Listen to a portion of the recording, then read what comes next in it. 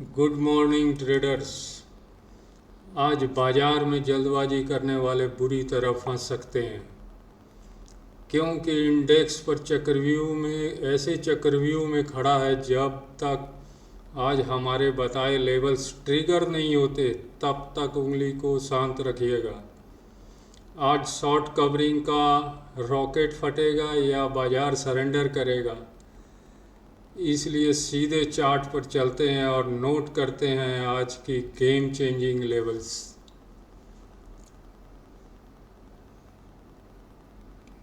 तो ये है निफ्टी का चार्ट।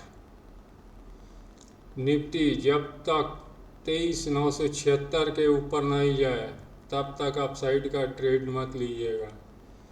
इसके अपसाइड में जाने के बाद अगर सस्टेन करता है तो 24,031 के लेवल आ सकते हैं। उसके ऊपर फर्दर अपसाइड गया तो 24,082 तक के लेवल आ सकते हैं, और उसके ऊपर अगर फर्दर सस्टेन करता है तो 24,134 तक के लेवल आ सकते हैं, और उसके ऊपर सस्टेन करने पर 24,168 के लेवल आ सकते हैं। आइए देखें डाउन साइड में क्या लेवल रह सकते हैं। निफ्टी में 23,817 अगर डाउन साइड के लिए काटे और सस्टेन करे तब 23,786 के लेवल्स आ सकते हैं, और उसको डाउन साइड के लिए सस्टेन करे तो 23,742 के लेवल आ सकते हैं, और फर्दर डाउन साइड जाए तो 23,700 तक के भी लेवल आ सकते हैं। और उसके अगर और डाउन साइड गया तो वर्स्ट कंडीशन में 23,667 तक के लेवल आ सकते हैं, और 23,700 एक बहुत स्ट्रॉन्ग सपोर्ट जोन है। यहाँ बायर्स काफ़ी एक्टिव होंगे, सावधान रहें अगर इस लेवल्स में आए तो।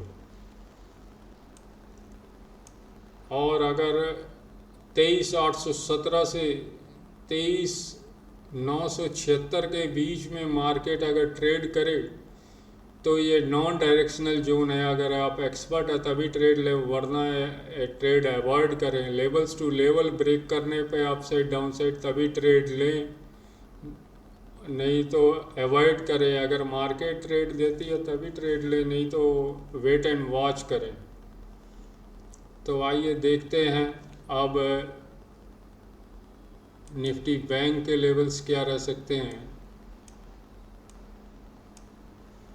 निफ्टी बैंक जब तक 57,806 को अपसाइड के लिए नहीं काटे तब तक अपसाइड का ट्रेड नहीं लेना। इसके अपसाइड के सस्टेन होने पर 57,998 के लेवल्स आ सकते हैं, और उसके अपसाइड अगर ब्रेकआउट होता है, सस्टेन करता है तो 58,127 तक के लेवल आ सकते हैं। उसके फर्दर अपसाइड गया तो 58,248 तक के लेवल आ सकते हैं।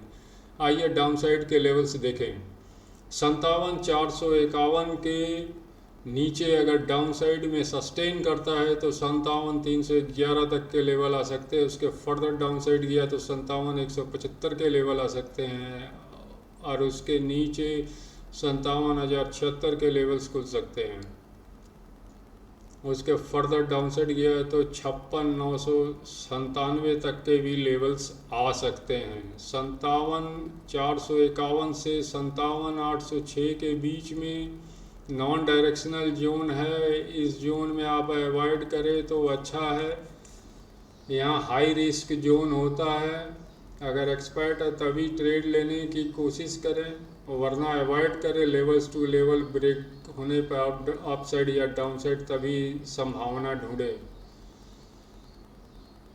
तो ये थे बैंक निफ्टी के लेवल्स। अब सेंसेक्स के लेवल्स क्या रहते हैं वो देखा जाए। सेंसेक्स के लेवल्स क्या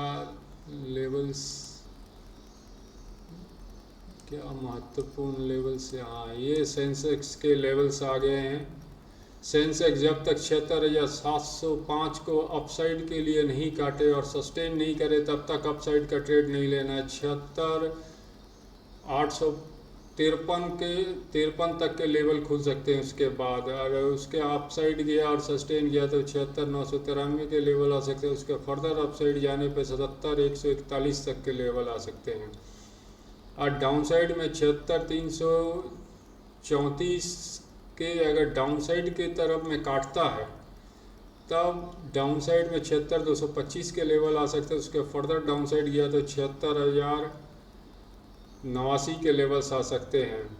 उसके फर्दर डाउन साइड गया तो 75,940 तक के लेवल्स आ सकते हैं। उसके फर्दर डाउन साइड जाता है तो 75,794 तक के लेवल्स आ सकते हैं सेंसेक्स में।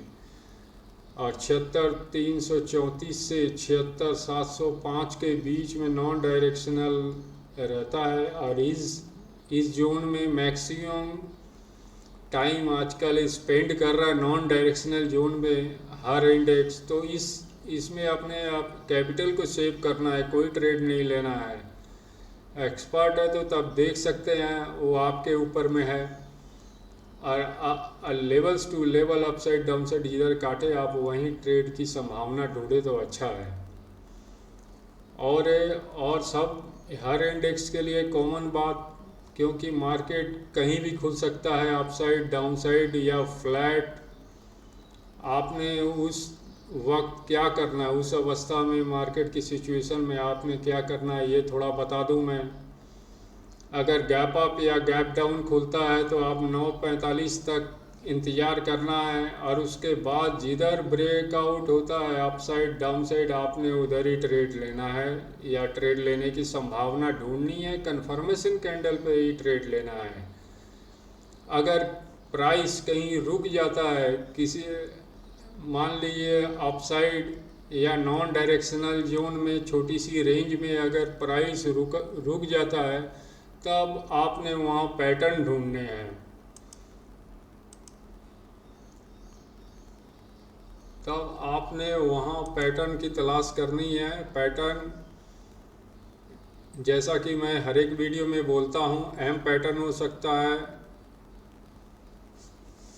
और अप साइड में बियर्स रिवर्सल होता है। तो एम पैटर्न और हेड एंड शोल्डर बन सकते हैं। तो एम पैटर्न में जो नए हैं उन लोगों के लिए बना के दिखा दूँ फिर से, जो नए जुड़े हैं। मान लीजिए ये प्राइस यहाँ से शुरू हुई, किसी भी लेवल्स पे जाके रुकती है, कहीं भी रुकती है। अगर रुक कर और अपसाइड नहीं जा रही है, डाउन साइड आ गई, फिर यहाँ से फिर अपसाइड सेम हाई या उसके आसपास का हाई लगा के या थोड़ा सा ऊपर लगाया, कहीं भी लगाया, वहाँ से हाई वापस अगर आती है, वापस जहाँ से गई थी यहाँ पर आके अगर इस लेवल को अगर काटती है एम पैटर्न के, तो ये नेक लाइन कहा जाता है। ये नेक लाइन है, इसको काटते ही आप डाउन साइड का ट्रेड ले सकते हैं। ये सीधी तो आती नहीं है डाउन साइड में, इस तरह से इसका कुछ मूव होता है। तो इस तरह से आप हिसाब से आप डाउन साइड का ट्रेड ले सकते हैं एम पैटर्न देख के। ये बियरिश रिवर्सल पैटर्न हुआ।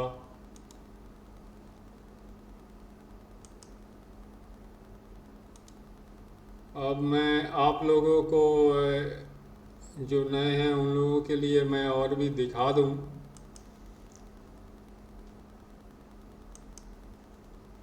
हेड एंड शोल्डर कैसा होता है। मान लीजिए प्राइस यहाँ से शुरू हुई, एक छोटा हाई लगाया या इस तरह का एक शेप बना दिखा आपको, इस तरह का आप जाके डाउन ये शोल्डर बोलते हैं। और इससे थोड़ा ऊपर या कहीं भी ऊपर या ऐसा पोजीशन में आप साइड में फिर डाउन लगाया तो ये हेड बोलते हैं। सेम इसी रेंज से को रेजिस्टेंस समझिए बनाया है, ये नेक लाइन है। फिर यहीं से थोड़ा इस शोल्डर के ऊपर का हाई या थोड़ा नीचे जैसा भी इसने लगाया फिर डाउन आया, ये शोल्डर कंप्लीट हो गया। हेड एंड शोल्डर, ये शोल्डर, ये हेड, ये शोल्डर। अब यहाँ से ये जो नेक लाइन बनी है, इससे अगर डाउन साइड काटता है जाता है तो आपने कंफर्मेशन लेवल पे आप बेयरिश ट्रेड ले सकते हैं। ये दो चीज़ मैंने बताई,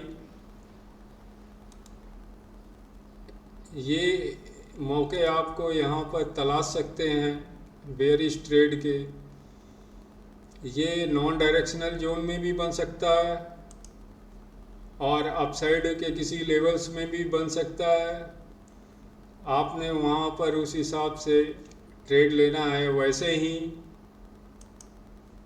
अब बुलिश रिवर्सल क्या हो सकता है, मान लिए ये प्राइस यहाँ से शुरू हुई, यहाँ आई, फिर ऊपर गई, फिर नीचे आई, फिर अपसाइड। ये जो है नेक लाइन है, ये डब्ल्यू पैटर्न है, इसको बुलिश रिवर्सल बोलते हैं। ये काटते ही नेक लाइन आप कंफर्मेशन कैंडल पर बुलिश सिग्नेचर होने साइन होने के चलते आप बुलिश ट्रेड की संभावना ढूंढ सकते हैं।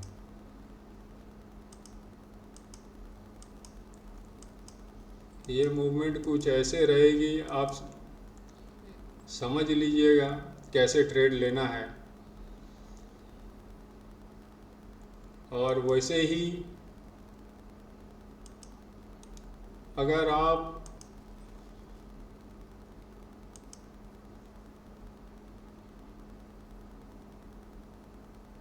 अब बुलिश हेड एंड शोल्डर बनता है, ये देखिए हेड एंड, ये एक शोल्डर हुआ, ये प्राइस इधर गई, डाउन लगाया थोड़ा ज़्यादा हाई, फिर ऊपर, फिर नीचे मारा, ये दो शोल्डर बन गए हैं। एक ये शोल्डर, एक शोल्डर बीच में है, इसको हेड बोलते हैं। अब ये बुलिश रिवर्सल का साइन है, तो इसके ऊपर अगर प्राइस इस नेक लाइन को तोड़ के जाती है तो आप कंफर्मेशन कैंडल पे आप ट्रेड ले सकते हैं अपसाइड का। ये एक प्रॉफिटेबल ट्रेड हो सकता है आपके लिए। आप यहाँ संभावना ढूंढ सकते हैं।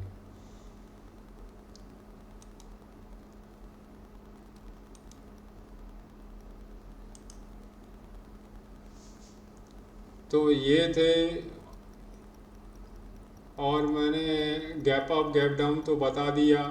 एक वो स्ट्रेटेजी पे काम कर लीजिएगा 9:45 का, और बुलिश रिवर्सल और बियरिश रिवर्सल के पैटर्न भी बता दिए हैं। आप उसको दिमाग में रखिएगा। मार्केट किधर भी खुले, कैसा भी खुले, आप उसमें अपने प्रॉफिटेबल ट्रेड ढूंढ सकते हैं। और उस पैटर्न पे नज़र रखने से सबसे बड़ी बात होगी, आपका लॉस नहीं होगा, बहुत मिनिमम होगा। ट्रेड बहुत ही कम होंगे, मिनिमम होंगे, या जो भी होंगे मैक्सिमम प्रॉफिटेबल होंगे। अगर लॉस भी हुआ तो मिनिमम लॉस पे आप एग्जिट कर सकते हैं। आपको पता लग जाएगा ये पैटर्न या ये लेवल्स एक्टिव हुए या नहीं हुए। तो ये थे सारे लेवल्स के साथ एक स्ट्रेटेजी आपको मैंने दी है, जो मार्केट में आप सरवाइव कर सकते हैं अगर इस पे अगर ध्यान रख के काम करें डिसिप्लिन के साथ। तो ख़त्म करने के पहले ये वीडियो मैं एक डिस्क्लेमर दे दूं, मैं कोई सेबी रजिस्टर्ड नहीं हूँ। मेरा ये चैनल पूरा एजुकेशनल चैनल है। आप एजुकेशन के हिसाब से ही इसे लें अपने ट्रेडिंग साइकोलॉजी को और अच्छा बनाएं। तो अगर आप कोई ट्रेड लेते हैं तो अपने सेबी रजिस्टर्ड एनालिस्ट से ज़रूर सलाह लेके ट्रेड करें। तो ठीक है, फिर मिलते हैं इवनिंग में नए वीडियो के साथ। और एक बात, अगर आपको मेरी वीडियो अच्छी लग रही है तो लाइक, शेयर और सब्सक्राइब ज़रूर करें। मेरा वीडियो देखने के लिए धन्यवाद।